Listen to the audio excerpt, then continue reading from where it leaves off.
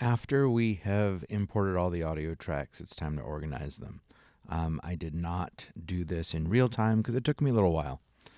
Um, I do think it's important to have all your drums off to the left.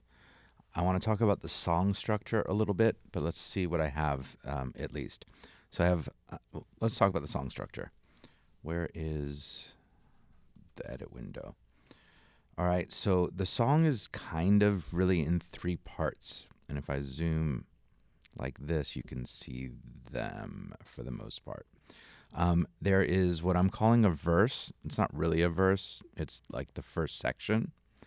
Um, and there are drums, bass, and vocals for that. You can see, and keys and guitar.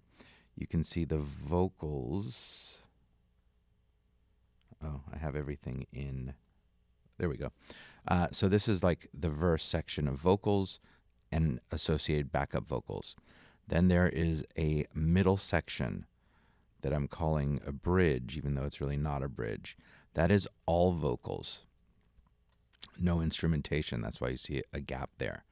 And then there's what I'm calling the outro, which is full band and vocals again with backups. There's a lot of tracks in this song. All right, so I chose to start with the song structure. I have different drums for the verse. Here you go, as I do for the outro. Different drum sounds and different drum patterns, obviously.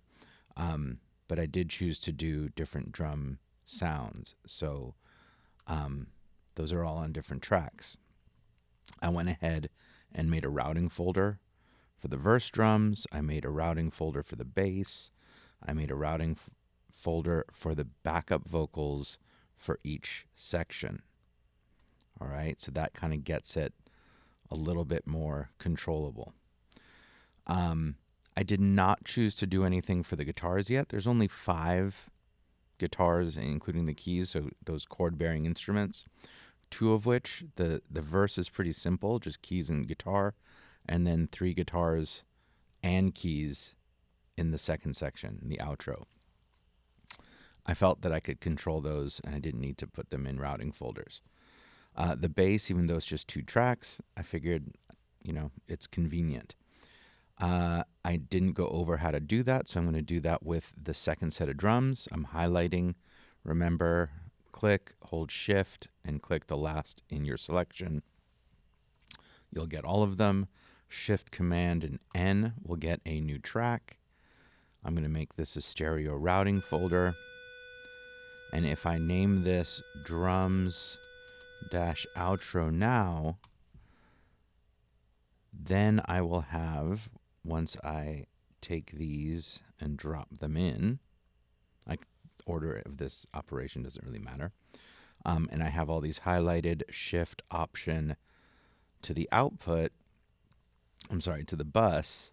I can scroll down here and I see drums outro, and everything is routed and named to that routing folder.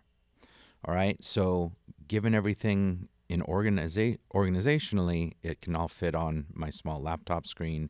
You should be fine, but there are a lot of tracks.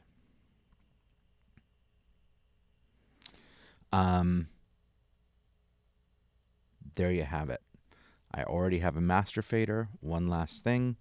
I'm going to set the tempo here to 152, which in all honesty is an average.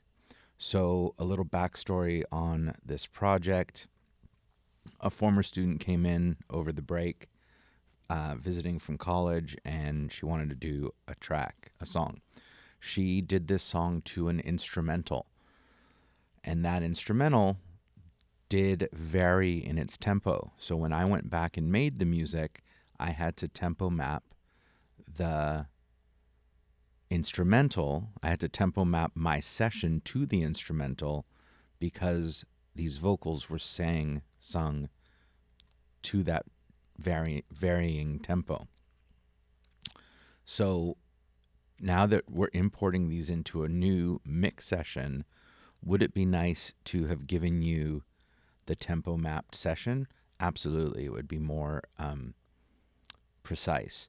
But the only thing that we're really using the tempo for here would be for any tempo synced effects like delays that we want to kind of be on beat. And 152 is pretty close. The only section that kind of jumped from that significantly is the middle section.